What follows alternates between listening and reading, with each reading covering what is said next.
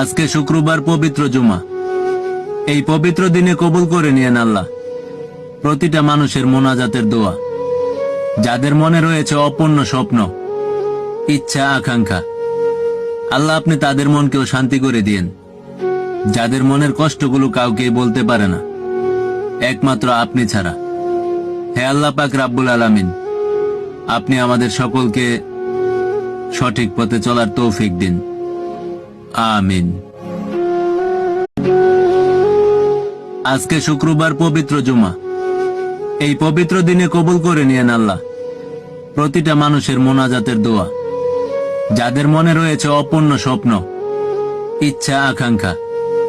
আল্লাহ আপনি তাদের মনকেও শান্তি করে দিয়েন, যাদের মনের কষ্টগুলো কাউকে বলতে পারে না, একমাত্র আপনি ছাড়া। হে আল্লাহ পাক রাব্বুল আলামিন, আপনি আমাদের সকলকে সঠিক পথে চলার তৌফিক দিন। আমিন।